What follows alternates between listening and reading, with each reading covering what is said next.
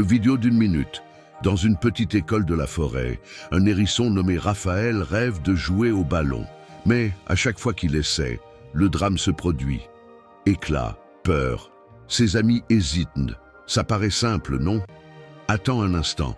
Raphaël est couvert de piquants. Chaque tentative de jeu devient une catastrophe. Ses amis fuient le ballon par crainte de se blesser. Quoi de plus frustrant pour un petit hérisson qui aspire à la joie du jeu? À ce moment-là, il ressent un profond chagrin. Mais ce matin-là, quelque chose change en lui. Il décide de modifier la situation. Plutôt que de se laisser abattre, Raphaël pense à une solution. Il commence à créer ses propres jeux où les piquants ne posent plus problème.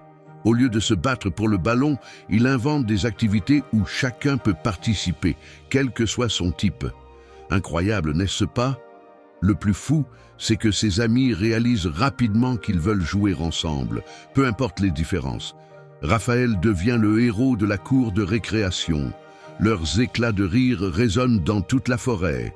Ensemble, ils transforment la cour en un vrai terrain d'aventure. Et là, ils apprennent la leçon essentielle. L'amitié ne se mesure pas à la façon dont on joue, mais à la manière dont on trouve des solutions ensemble.